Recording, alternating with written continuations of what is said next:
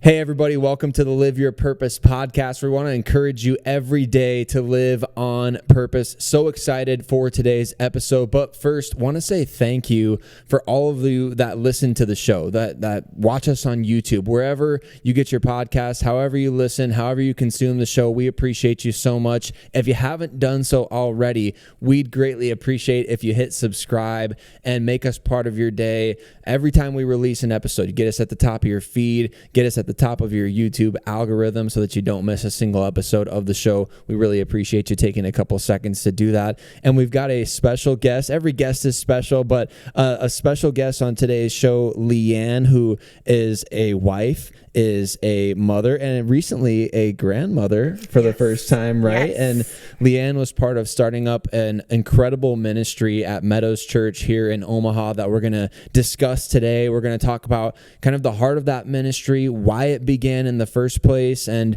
just get to know a little bit more about you and your story as well, Leann, because quite frankly, I'm going to be hearing a lot of things for the first time, and I'm excited for that too. But one thing that I want to do every podcast that we have is I always want to ask the guests, well, in your own eyes, do you feel like you are living your God-given purpose? Very good question. And honestly, yes, I do. Do I feel like there's still a lot more layers to pull off? Absolutely, because I only see what I've started just continuing to grow and going beyond just walls of a church and reaching, as many families as I can. And that is definitely the guts of what I'm trying to do here. And it's great timing for this question because I had the opportunity yesterday to talk to another church about the ministry that I'm doing at Meadows.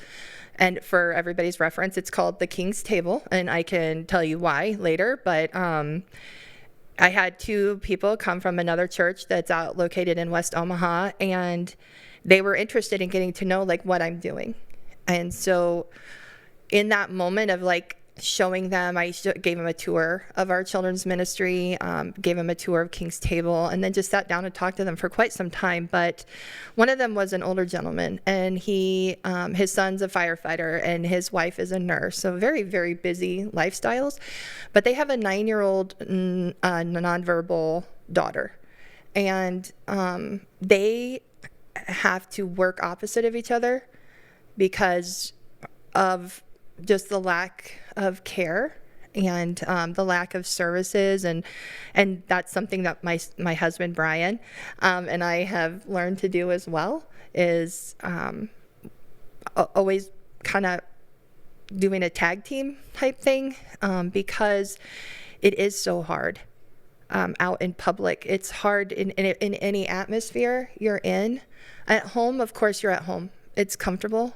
But when you get outside of that bubble, things become difficult. And so he started to cry when he was talking about his daughter. And I've shed so many tears, I can't even explain it. But when he started to cry and I see this older gentleman doing this, it just solidified that I am doing what I'm supposed to be doing. Because those are tears that I've shed, and they're tears I don't want to see, but it's reality, and it's the truth, and it's what hits you in the face as a special needs parent, number one, but even as a grandparent, his fears are very valid. What's going to happen to her after I'm gone? And I'm not that resource anymore. And what's going to happen after her parents are gone and they're not her resource anymore? And so that's just a small seed of this entire big picture.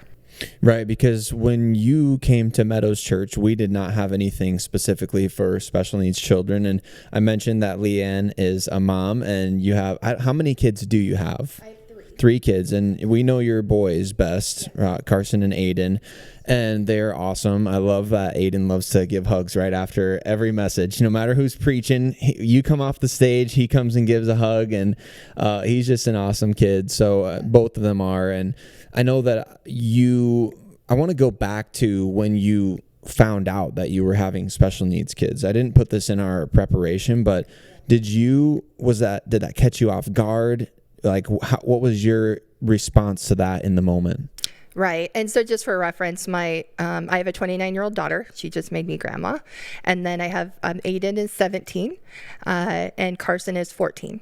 And so at the time when they were little, we lived in Grand Island. And my daycare provider, it was an in-home daycare, an older gal. She was a retired nurse, I want to say. It's hard to remember.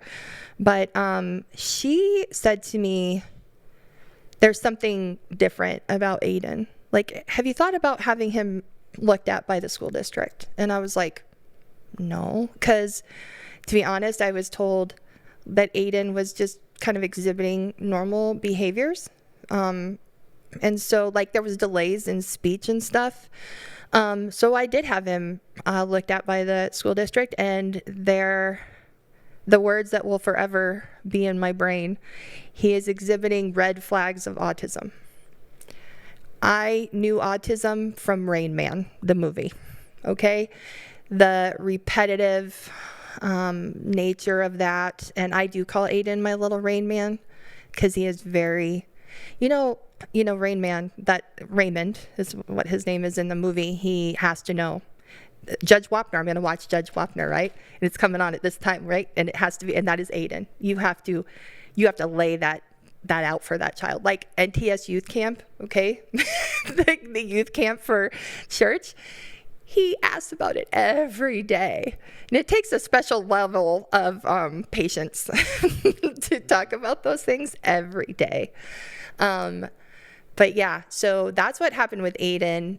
He was 3. We, maybe 4, can't quite remember, but Carson is a couple years younger, obviously, than Aiden. But so we got Aiden in preschool through the school district, free, everything. Like they provide the transportation and all that. And so Carson's still, very young, very, very like infant. And Carson one day, he says, you're like looking in the book, the baby book, right? Oh, your child should say agoo. Well, my kid said agoo. And guess what? He said it one time in his whole life. He never said it again. And it was almost like, I've said it, quit asking me to say it again. I know how to say it. You don't have to, keep repeating yourself. And that is honestly, sometimes I think of autism that way. Like, you want me to write my name again? I know how to write my name. All right? Like, why are you teaching me these things over and over again? And I just wish I knew what was going on up here. I really do. Because I can reveal some things later, but there's some things about my kids that just blow my mind. I'm their mom and I don't even know. I had to learn from somebody else. Like, for instance, Carson, he can read novels. He can't even hardly talk. What are you talking about? My kid doesn't have conversations. You ask him a question, guess what? He repeats the question. He doesn't answer the question. But my kid can read a novel. Okay. So those are things that, like, reality check, that's what you find out. Aiden has almost perfect aim. How? Where did this come from? And I don't even know how to explain the difference between a neurotypical child and a neurodivergent child, which would be somebody with autism. But like your neurotypical children, they're going to have those resources to explore those talents. But when you have a child with a special need, sometimes it's not something you're going to discover on your own because they don't conversate with you normally. They don't express things the same way that other kids do. And so sometimes it's a surprise. Like, what? Aiden would go bowling and he would get strike. And we're like, what? So then you watch him and he literally just like drops the ball and he gets a strike. And the resources are gradually getting better and better for these children, which is so great. And honestly, this type of ministry is so needed right now. Cause it's what's in the headlines right now. Autism, one in 35 families or whatever has a child with autism, and it's kind of in the mainstream right now. So it's more than ever, it's really important that we educate and we get these resources going quickly. And I will say, since the boys were younger, things have been going really well as far as getting more resources out there. You see autism services a lot more than you used to, but I feel like there's an age range where there's some gap.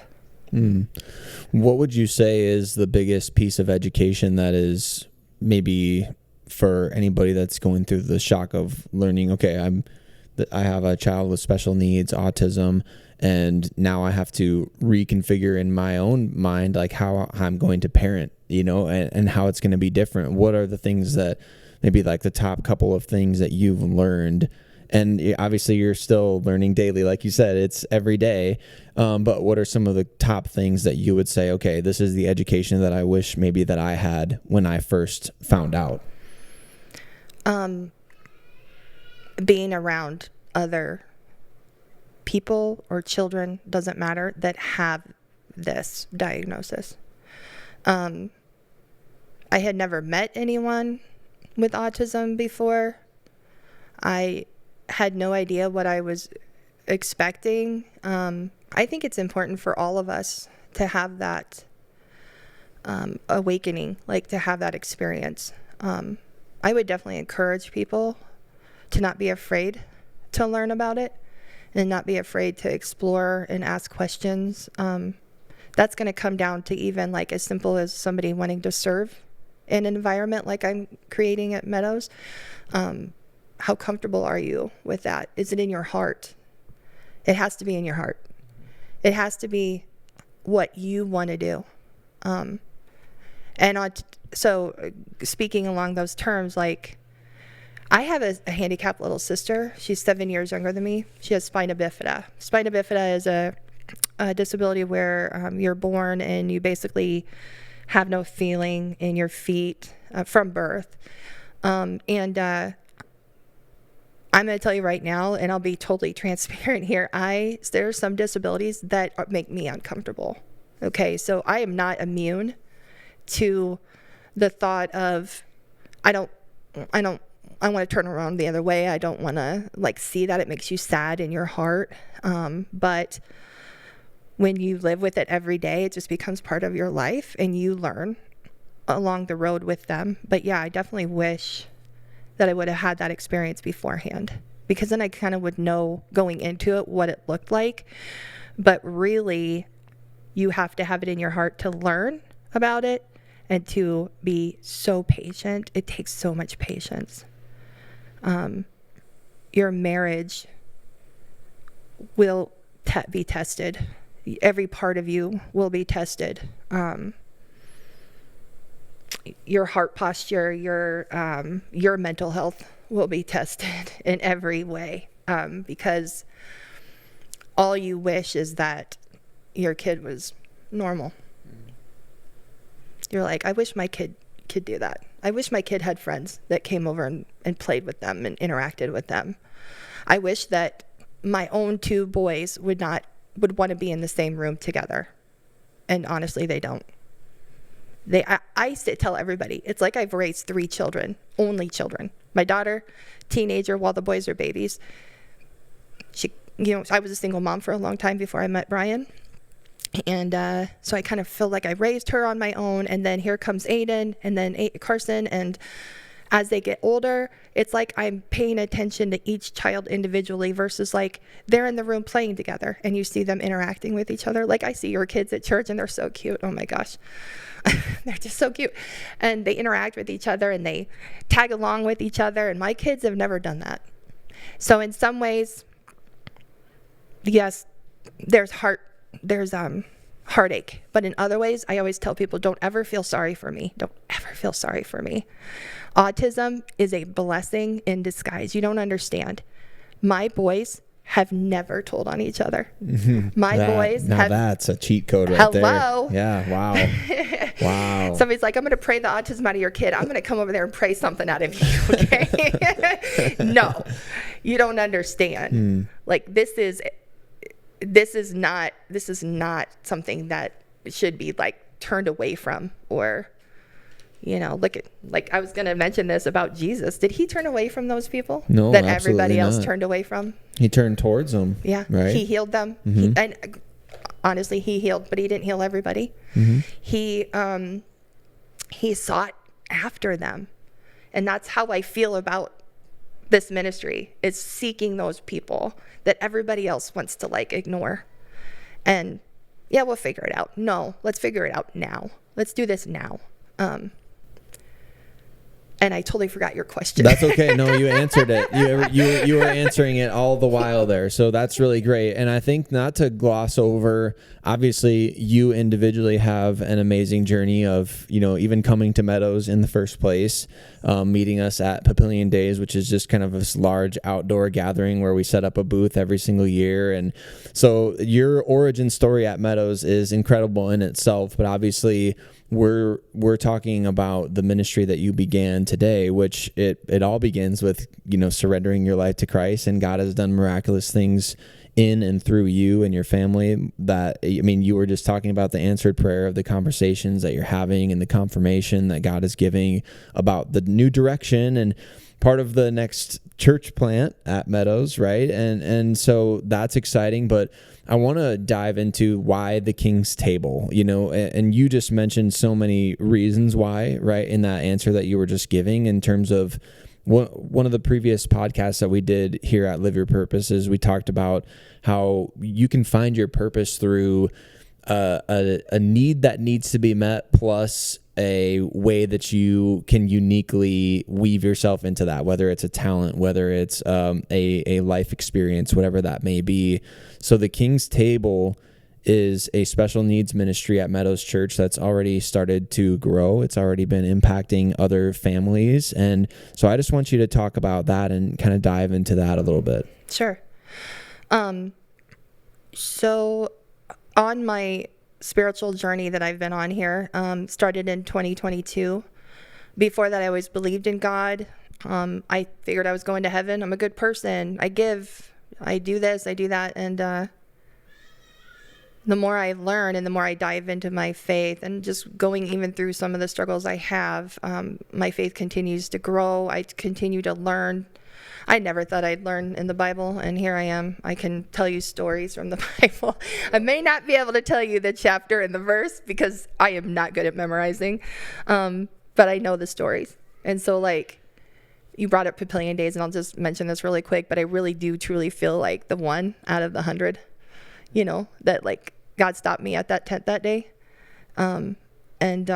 It's obviously been a whirlwind, being saved and being baptized. And then I started the planning team. There was another gal at church that was like, we need a planning team. And I'm like, okay. And this is what I love to do. I used to be a manager for a very large retailer. And let me tell you, I organized Black Fridays. There's really nothing that can compare to that. That's top. That's the top of the line right there. I had to train everybody. This is what we're going to do. So I had this, I love party planning, and I love everything there is about. I love organizing. I love teaching. I love training. And so it kind of sums that all up. And so I did that. And then one day, I've always since I left my career to take care of my children, I've always been wondering what's Leann? Who's Leann? I am a mom. Yes. I am a wife. Yes. But what's my title? What's my success story here? And so one day it just came to me. I'm like, we should be, it's always been a solution. I'm a problem solver to the core. So what do I do with Carson? Carson's been the enigma at church. Aiden goes right into service. Like you said, cannot believe that kid just gets up and hugs whoever was on the stage preaching. I don't even know where that came from. He just does it.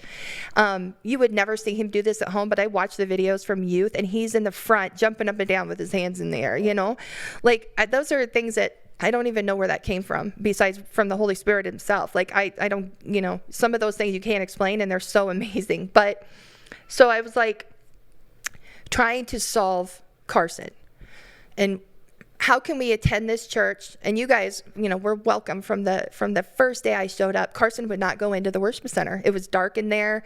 You open the doors. He would never go into a movie theater. So it's kind of that ambiance, right?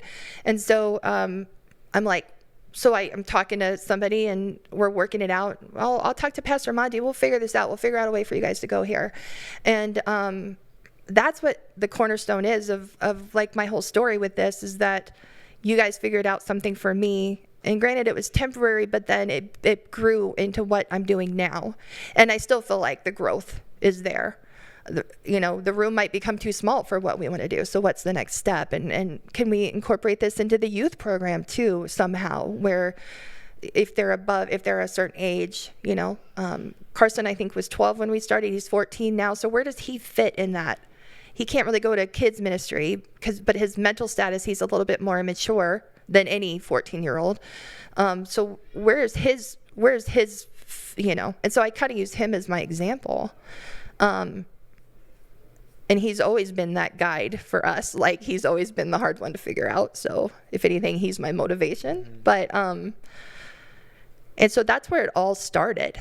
And Brian, my husband, says, we were talking about it, and he's like, I think I have a really cool name for this. And he's like, the King's Table. And I'm like, what? I don't even get that. Because here again, I don't know the Bible. I'm like still learning it. And so he tells me the story, and I'm going to butcher this name, but Mephibosheth. That was good. If you say any biblical name with confidence, it's right. That's how I operate. Yeah. Brian's like, just make sure you get the name right. So I'm like at home right before I come here. Mephibosheth. There you go. And he was lame in both feet. And this is Old Testament. Okay, so this is pretty cool.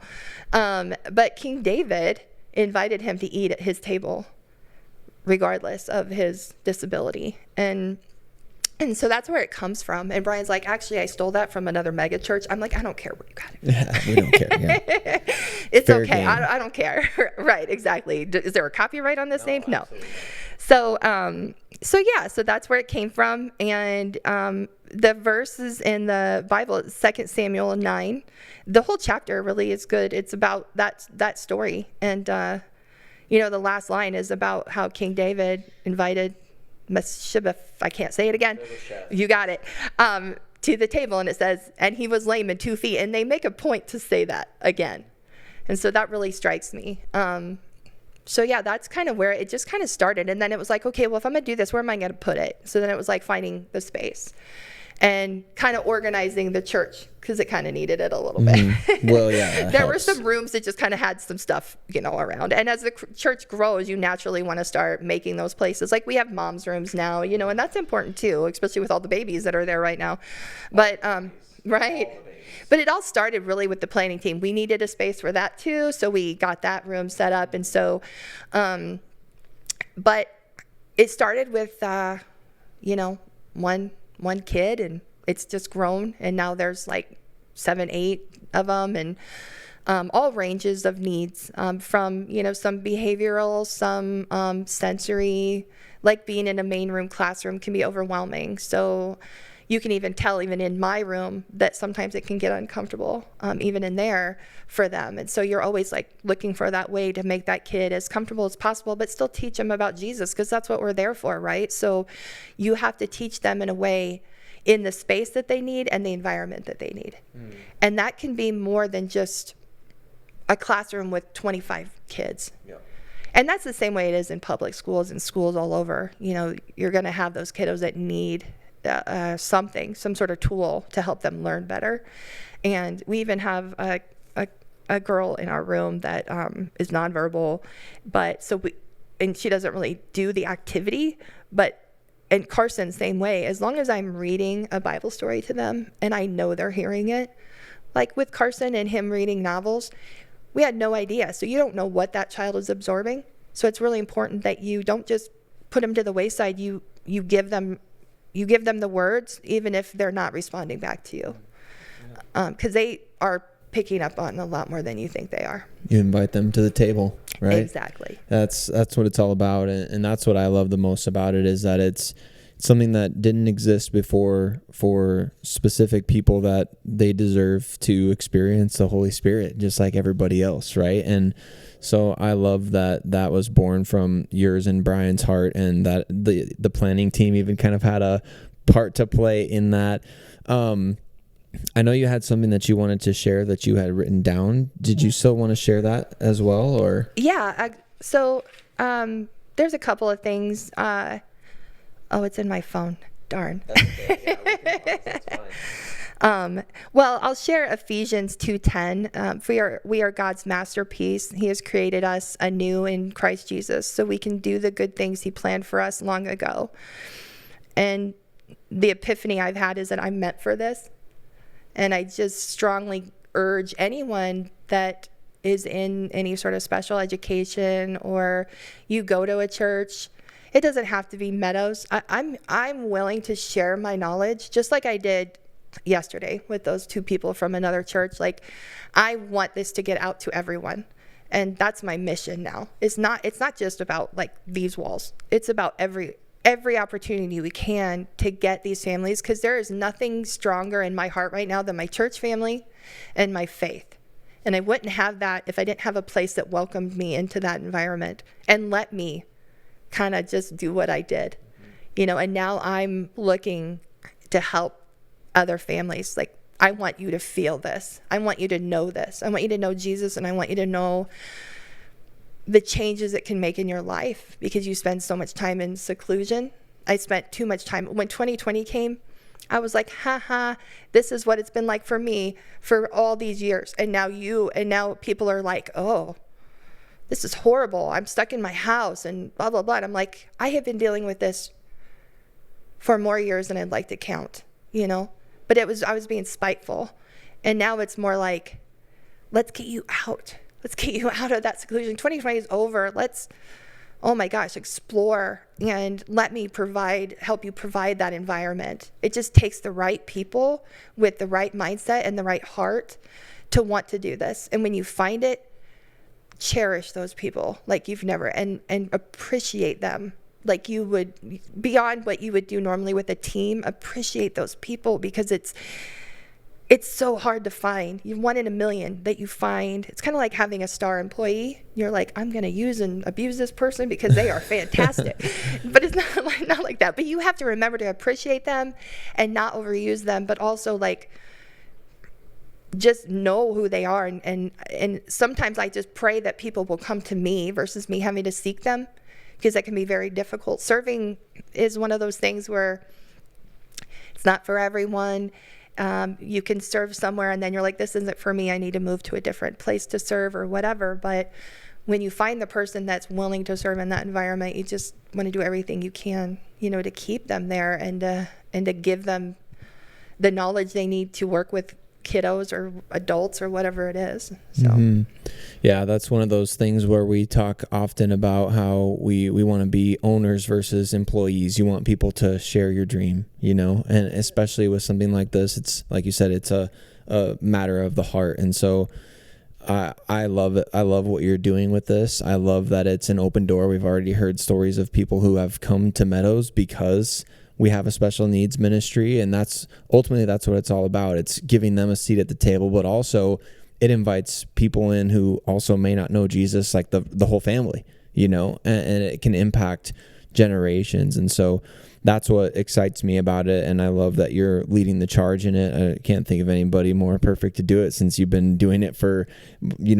multiple decades at this point almost. And so it's really just a blessing to the church, and it's a blessing for those families, and will continue to be. So anything else that you want to share before we close out today's episode? Just that I would encourage people to maybe comment on this. Yeah. I have even more resources just within the last 24 hours about what does a special needs or sensory friendly ministry look like. I was able to find this information today, and it's truly like even changing for me. It's I'm still learning. I'll never be done learning about all this, but there's so many things that you can do, and it doesn't have to be church related. It could be in anything that you do that involves children or adults, and you can include everyone. It's about inclusion, right? It's always about inclusion, and how much can we do to help make sure that inclusion is in everything we do. And so I just found some resources today, and they're ones that were probably already in the back of my brain, but it's always nice when somebody has kind of mapped it out for you, so you don't forget. I'm totally forgetful. So yeah, I have, and if somebody's interested in that, I would so encourage you to reach out on this podcast or on this, when it's posted to YouTube or whatever, and just I'm here. I'm willing to help in any way possible. I can share my email. I can then give you my phone number, whatever. This is what I'm meant to do, and it only goes up from here. And so let me help you. Let me help your family get out of your house and get out into life, and it's important. It's life-changing. And that's what you need. You need that. I wouldn't be who I am and what I want to do without my husband and his encouragement and his like always pushing to get outside of my box. I was introverted to the core, and now I can get up and I can talk, and God told me, get up and talk. And that's why I was like, I need to do this podcast. I need to get up and talk. I need to talk about this. This is what God wants me to say. This is what God wants me to do. This is outside of my box. I would never tell me 2 years ago I'd be doing a podcast and I'd be like on a camera. No, thank you. Like, not happening, man. That's how God works sometimes. I know. And he everything in my life, just these paving stones, right? And I'm just like skipping down the path. Like, let's go. What's next? Put the next one down. Let's go, And so I'm fired up for this. Fired up. I love it. And I think that one of the best ways that you can get in touch is obviously you can comment on the show if you're watching on YouTube, but feel free to send us an email, hello@meadows.church. That's hello@meadows.church. And you can just put King's Table in the subject line and we'll get you in touch with Leann that way. But we appreciate you so much for tuning into today's episode. Again, if you have any more questions, hello@meadows.church. Go ahead, comment, subscribe, all the good things to get this episode out there. Share it with your friends, family, people who it may impact, all the good things like that. But we appreciate you so much. We'll see you on the next episode.